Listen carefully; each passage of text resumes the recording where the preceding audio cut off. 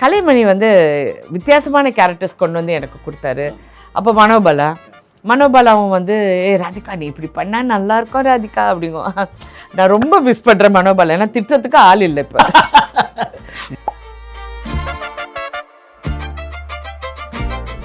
அப்பா மேலே மிகப்பெரிய மரியாதை வச்சிருந்தவர் சிவாஜி சார். ஆமாம், அவரோட பல படங்கள் நடிச்சிருக்கீங்க நீங்கள். அப்போ என்ன மாதிரி இருக்கும் உங்களுடைய உரை? அவர் என்ன ராதாண்ண பொண்ணுன்னு தான் கூப்பிடுவார்.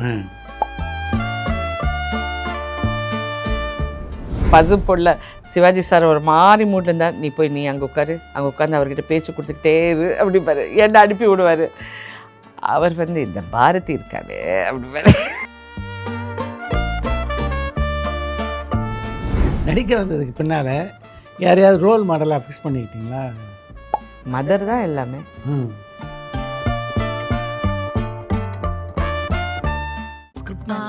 சொல்லியாச்சு இதெல்லாம் சொல்லியாச்சு. அப்போ என்னதான் மேம் சொல்றது? இதுக்கு மேல நம்ம ஒன்னும் சொல்ல வேணாம். நம்ம ஆளுங்க தானே நம்மள இவ்ளோ தூரம் சப்போர்ட் பண்ணி கூட்டிட்டு வந்தாங்க. அவங்களுக்கு தெரியாதா அவங்களோட பெஸ்ட் ஹாலிடேஸ் நம்ம கூட தான்? கரெக்ட் தானே? GT Holidays, South India's #1 travel brand.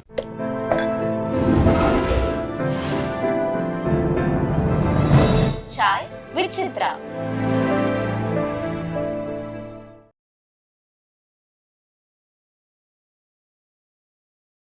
எந்த காலகட்டத்தில் நம்முடைய வாழ்க்கை நம்முடைய கதாபாத்திரங்கள்லாம் இப்படி அமைச்சிக்கணும் அப்படின்னு ஒரு முடிவுக்கு எடுத்துங்க? அது பிகினிங்கில் இருந்த சித்ரா. ஏன்னா நான் அப்போ வந்து புதுசில் அப்போ சுஜாதா, ஸ்ரீபிரியா, ஸ்ரீதேவி அவங்க தானே பெரிய ஹீரோயின்ஸு. அப்போ எல்லோரும் சொல்லுவாங்க, ஓ ஸ்ரீதேவினா இந்த மாதிரி கதாபாத்திரம் நல்லா இருப்பாங்க, ஓ ஸ்ரீபிரியானா இப்படி, சுஜாதானா இப்படி, எல்லாம் அவங்க ஒரு இது ஃபட்டாஃபட் ஜெயலக்ஷ்மினா இப்படி எல்லாம் இருக்கும். அப்போ நான் விளையாட்டுத்தனமாக சொல்லுவேன், இல்லை எனக்கு எல்லாமே நான் பண்ணணும். ஐ திங்க் நான் அந்த மாதிரியே சேனலைஸ் பண்ணிட்டேன் என்னுடைய திங்கிங். ஸோ வேறு கேரக்டர் வித்தியாசமாக சொன்னால் அப்போ அதில் ஒரு பெரிய காரணம் வந்து கலைமணி சாரும். கலைமணி வந்து வித்தியாசமான கேரக்டர்ஸ் கொண்டு வந்து எனக்கு கொடுத்தாரு. அப்போ மனோபாலாவும் வந்து ராதிகா நீ இப்படி பண்ணால் நல்லாயிருக்கும் ராதிகா அப்படிங்கும். நான் ரொம்ப மிஸ் பண்ணுறேன் மனோபாலா, ஏன்னா திட்டத்துக்கு ஆள் இல்லை இப்போ. ஃபோன் பண்ணி திட்டுவேன். எல்லாருக்கும் ஒரு நல்ல ஃப்ரெண்டாக இருந்தது. ஆமாம். ஸோ அவங்க எல்லாமே வெரி ரொம்ப இன்ஸ்ட்ருமெண்டல், வித்தியாசமான கேரக்டர்ஸ் எனக்கு கொடுக்குறது. அது மாதிரி அதை இயக்குகிற டைரக்டர்ஸ் எஸ்பிஎம்லேருந்து முத்துராமன் சார் வந்து நல்லவனுக்கு நல்லவனோ, இல்லாட்டி ஒரு எக்ஸ்ட்ரீமாக ஒரு போக்கிரி ராஜாவோ, இல்லாட்டி இந்த மாதிரி எவ்வளோ டைரக்டர்ஸ் நான் நிறைய பேரும் கூட ஒர்க் பண்ணிட்டேன். அஃப்கோர்ஸ் எல்லாருமே அப்புறம் என்ன நினச்சாங்க, ராதிகாவுக்கு வித்தியாசமாக பண்ணால் பிடிக்கும்னு. அப்போ வந்து எனக்கு ஒரு வித்தியாசமான கதை வந்து அமைச்சு கொடுத்துருவாங்க. ஐ think I M lucky also. ஏன்னா இன்ன வரைக்கும் எனக்கு எந்த கேரக்டர் வந்தோம் இது நீங்கள் தான் பண்ண முடியும், இது வித்தியாசமாக இருக்குன்னு எனக்கு வந்து சொல்லுவாங்க. சில டைம் நான் கேட்பேன், எதுக்கு என்ன இந்த ரோலில் போட்டிங்கன்னா எனக்கு ஒன்றுமே இல்லைன்னு. ஆமாம் இல்லை அப்படி அவங்களும் ஏற்றுக்குவாங்க. அந்த மாதிரி கம்ஃபர்ட் பிளேஸில் இருக்கிறது வந்து இட்ஸ் ரொம்ப பெருமையாக இருக்குது. ஒரு படத்தை ஒத்துக்கிறதுக்கு ராதிகாவுடைய மெயின் க்ரைட்டீரியா இது. நான் தான் இந்த படத்தில் நடிக்கணும்னு இருந்தால் தான் என்கிட்ட வருவாங்க. சில டைம் நான் ஃப்ரெண்ட்ஸுக்காக பண்ணுவேன், சில டைம் என்னை ரிக்வெஸ்ட் பண்ணுவாங்க, எங்களுக்காக ரொம்ப தெரிஞ்சோம் எங்களுக்காக என் பையனுக்காக இது பண்ணி கொடுங்கன்னு. அந்த மாதிரி. அப்பா மேலே மிகப்பெரிய மரியாதை வச்சிருந்தவர் சிவாஜி சார். ஆமாம், அவரோட பல படங்கள் நடிச்சிருக்கீங்க நீங்கள். அப்போ என்ன மாதிரி இருக்கும் உங்களுடைய உரை? அவர் என்ன ராதாண்ண பொண்ணுன்னு தான் கூப்பிடுவார். I was one of the very ரொம்ப லக்கி ஆர்டிஸ்ட். சாதாரணமாக அவர் கூட பேசிக்கிட்டு ஜாலியாக அவர் கூட அரட்டை அடிச்சுக்கிட்டு, அவருக்கும் என்கிட்ட பேசுகிறது அவ்வளோ பிடிக்கும். ஏன்னா நான் ஏதாவது ஜோக்காக சொல்லுவேன், அந்த படம் பற்றி சொல்லுவேன், கதாபாத்திரம் அதெல்லாம் அவர். அதனால் பாரதி ராஜா சார் உங்களுக்கே தெரியும், பசுப்பொல்ல சிவாஜி சார் ஒரு மாதிரி மூட்டில் இருந்தால் நீ போய் நீ அங்கே உட்காந்து அவர்கிட்ட பேச்சு கொடுத்துக்கிட்டே இரு அப்படிப்பாரு. என்ன அனுப்பி விடுவார். அவர் வந்து இந்த பாரதி இருக்காரு அப்படிப்பாரு. அவர் மேலே இருக்கிற கடுப்பெல்லாம் என்கிட்ட சொல்லிடுவார். பட் அவங்களுக்குள்ள ஒரு டிஃப்ரெண்ட் ரிலேஷன்ஷிப். இதெல்லாம் நம்ம வாழ்க்கையின் பயணத்தில் நம்ம ஒவ்வொரு இடத்துலையும் நிறைய பேர் கேட்பாங்க, எப்படி இவ்வளோ ஞாபகம் வச்சுருக்கீங்கன்னு. நான் இதெல்லாம் ரசித்தேன். பிகாஸ் ஐ ஃபெல்ட் அது ஒரு ப்ரிவிலேஜ். நமக்கு வந்து இவ்வளோ பெரிய கிரேட் பீப்புள், சிவாஜி சாரெல்லாம் நம்ம நினச்சி கூட பார்க்கல நான் நடிப்பேன்னு. அவர் என்னை வந்து கிண்டலாக என்ன பேசுவார். பட் சுவாதி முத்தியம் பார்த்து அவர் சொன்னார், ராதா நான் பொண்ணை என்ன கொக்கா பாரு எப்படி பண்ணியிருக்கா பாருன்னு. ஐ வாஸ் ரொம்ப த்ரில்டாக இருந்தேன். அதே மாதிரி பசும் பொண்ணு நீங்கள் இருந்தீங்கல்ல ப்ரொஜெக்ஷன், எனக்கு படம் எனக்கு அழுகாட்சி படம்னா நான் வரமாட்டேன், நான் வெளியே உட்காந்துக்கிட்டேன். அப்போ சார் படம் பார்த்துட்டு வெளியே வந்து என்னை சிவாஜி சார் ரொம்ப பாராட்டினது வந்து இதெல்லாம் மனசில் ட்ரெஷர் பண்ணி வச்சுது. ஒரு ஃபோட்டோ ஆல்பம் வச்சா நாங்கள் ஃபோட்டோ பார்த்து ரசிக்கிற மாதிரி வாழ்க்கையில் நடந்த அனுபவங்கள் என் மனசுக்குள்ளே ஒரு பெரிய ஒரு படமாகவே இருக்குது. நிறைய படங்களில் நீங்கள் வந்து சிரஞ்சீவி, ரஜினிகாந்தோட நடிச்சிருக்கீங்க. தமிழில் கமல்ஹாசனோட 2 படம் நடிச்சிருக்கேன்னு நினைக்கிறேன். ஆமாம், 2 படம். இதில் யாரோட நடிக்கும்போது ஒரு கம்ஃபர்ட் லெவல் உங்களுக்கு? நான் இப்போ கூட சொன்னேன் பிரபு.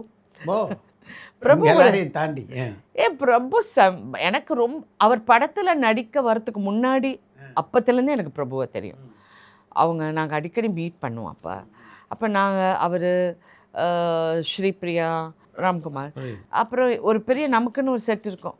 எல்லாரும் நம்ம அடிக்கடி மீட் பண்ணுவோம், கொள்வோம். ஸோ அப்பத்துலேருந்து எனக்கு பிரபு பழக்கனால எனக்கு அந்த கம்ஃபர்ட் ஜோன் அவரோட ரொம்ப அதிகமாக இருந்தது. இன்ன வரைக்கும் I is so cute, very lovable and ரொம்ப பாலிஷ்ட், வெரி அதாவது நம்மக்கிட்ட ஒரு லேடி கிட்ட எப்படி அவ்வளோ அதுக்கப்புறம் ஐ saw it in ஷரத். அவர் ரொம்ப டிக்னிஃபைடாக இருப்பார். I think it's all comes from how எப்படி அவங்க இருக்காங்க. எல்லா லாங்குவேஜ்லேயும் மிகப்பெரிய சூப்பர் ஸ்டாரோட நடிச்சிருக்கீங்க. அதே காலகட்டத்தில் பார்த்தீங்கன்னா அடுத்த வரிசை நட்சத்திரங்களோடு நடிச்சிருக்கீங்க. இப்போ நடக்க மாட்டேங்குது அது. இப்போ வந்து ஒரு பெரிய டாப் ஹீரோட நடித்த ஹீரோயின்ஸு அடுத்த செட் ஆஃப் ஹீரோஸோட நடிக்கிறதுக்கு தயங்குறாங்க. நீங்கள் எப்படி அதை சமப்படுத்திக்கிட்டீங்க? மைண்ட் செட்டு தான் சித்ரா.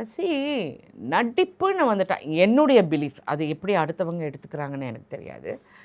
என்னுடைய பிலீஃப், இது ஒரு கதாபாத்திரம், இது ஒரு கதை, இது ஒருத்தர் எழுதி கொடுத்த கதை. அந்த கதையில் இந்த கதாபாத்திரத்தில் நான் சிறப்பாக இருப்பேங்கிற நம்பிக்கை எனக்கு வந்ததுக்கப்புறம் அந்த கதாபாத்திரம் தானே. இப்போ சிவகுமார் அண்ணன் கூட நான் அண்ணன் தங்கச்சியாகவும் நடிச்சிருக்கேன், புருஷன் பொண்டாட்டியாகவும் நடிச்சிருக்கேன். அப்போ முன்ன சிவாஜி சாரும் சாவித்ரி அம்மாவும் நடிச்சிருக்காங்க.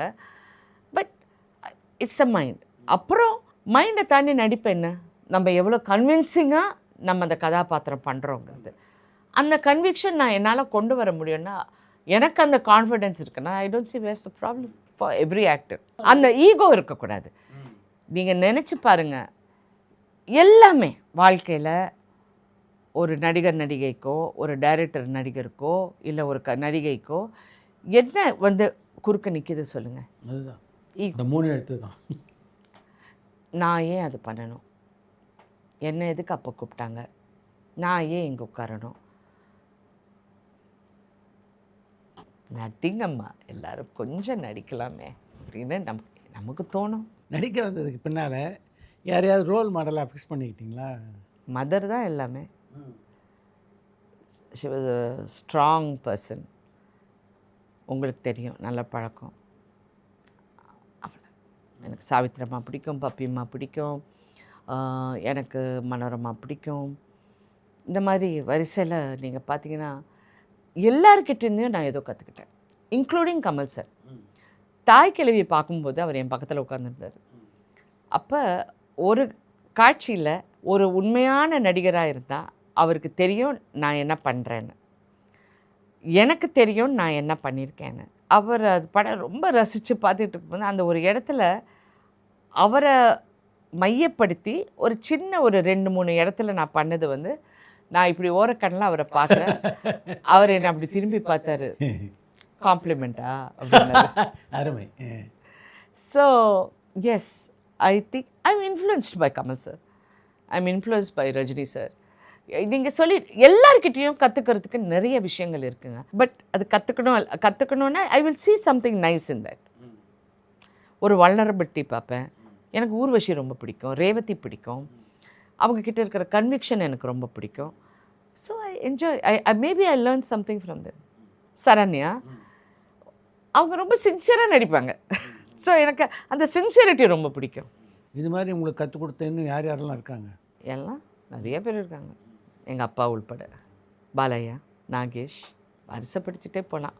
ஒன்று பரதநாட்டியம் மட்டும் முடியல, அது பப்பிம்மா கிட்டேருந்து அதை கற்றுருக்கலாம், முடியல. என்ன கிட்டத்தட்ட 300 ஆட் ஃபிலிம்ஸ் பண்ணிட்டேன்.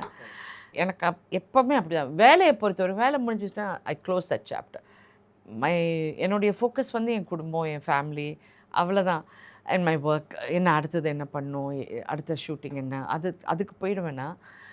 But one thing I decided, என் வீட்டுக்காரரும் சொல்லுவார், தயவு செஞ்சு நான் சொல்லுவேன், எனக்கு கொஞ்சம் ஒரு ரிலாக்ஸ்டு ஒரு 6 months ஒரு பிரேக் எடுத்துக்கிறேன், நான் வந்து வீட்டில் I just want to be. அவர் ஃபர்ஸ்ட் அப்படியே பார்ப்பார், ஒரு நாள் போயிடும், 2 நாள் போனதுக்குன்னு அப்படியே அவர் என்ன அப்சர்வ் பண்ணிகிட்டு இருப்பார். 3ஆவது நாள் சொல்லுவார், நான் சொல்கிறேன் தப்பாக நினைக்காத, தயவு செஞ்சு வேலைக்கு போயிடு. ஏன்னா ஃபஸ்ட்டு டார்கெட் நான் தான், வீட்டில் அவரை தான் ஃபஸ்ட்டு பிடிப்பேன், எல்லா சண்டையும் அவர் தான், உங்களால தான் அப்படிம்பேன். ஸோ அவரே சொல்லுவார், தயவு செஞ்சு நீ போயிடு, I think you flourish in your work. எனக்கு I think I found my happy space என்னுடைய ஒர்க்கில். ஐ திங்க் அந்த ஸ்பேஸ் வந்து நான் சொந்தமாக்கிக்கிட்டேன்.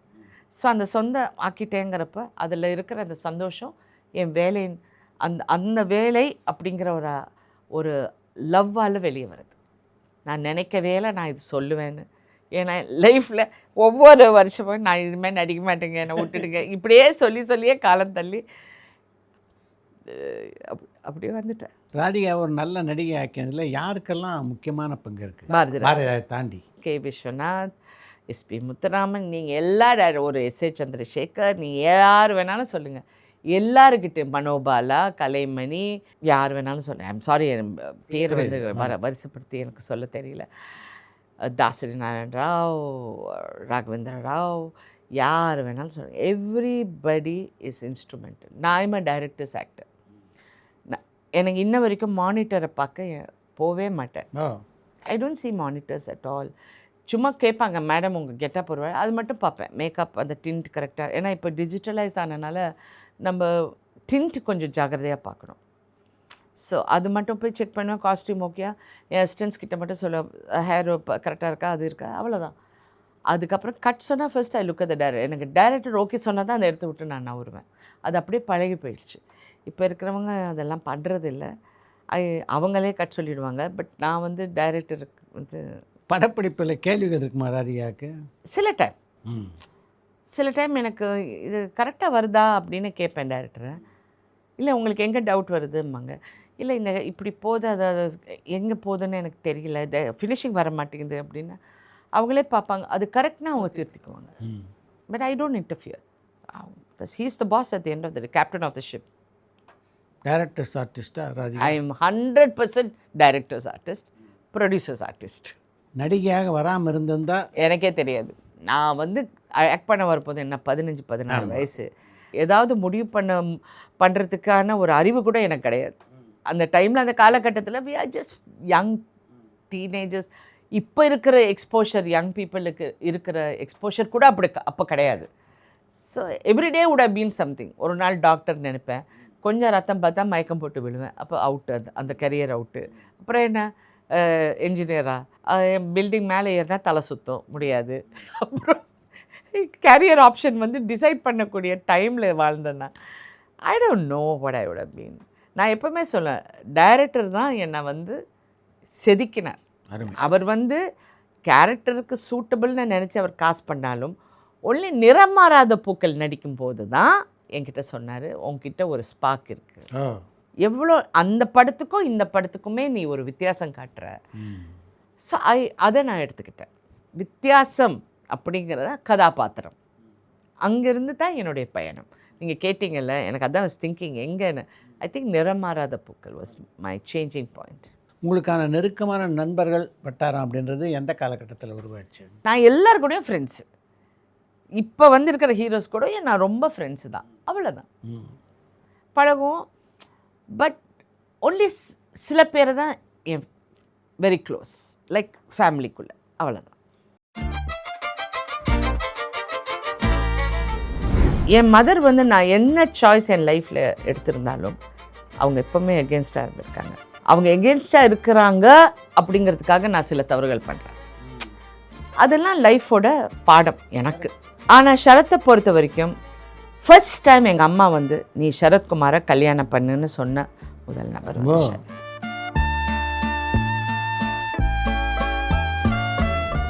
உங்களுடைய லைஃப் வந்து இவ்வளோ சக்ஸஸ்ஃபுல்லாக கம்ப்ளீட் பண்ணியிருக்கீங்க. பட் இன்றைக்கி பார்த்தீங்கன்னா திருமண வாழ்க்கை அப்படின்றது அப்படி இல்லை. நான் சமுதாயத்தில் எக்கச்சக்கமான பிரேக்கேஜஸ் பார்க்குறீங்க. பேசிக்காக என்ன ரீசன் அப்படின்றது உங்கள் பாயிண்ட் ஆஃப் வியூ? சரத்குமாரோட மிக நீண்ட நாட்கள் நல்ல பழகி அதுக்கப்புறம் திருமணம் பண்ணீங்க. எந்த காலகட்டத்தில் மொழி படத்தில் வர மாதிரி இந்த பெல் அடிச்சுது? பெல்ல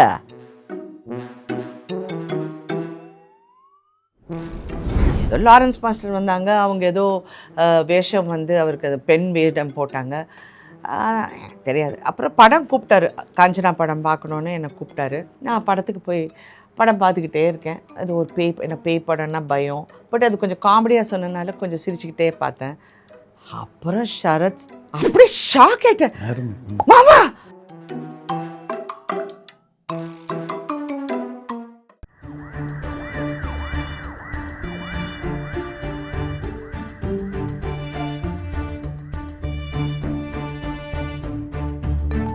பரபரப்பான சினிமா செய்திகள், நட்சத்திரங்களின் பேட்டிகள், சினிமா வரலாறு ஆகியவற்றை பார்க்கவும் படிக்கவும் உங்களுக்கான இணையதளம் touringtalkies.co.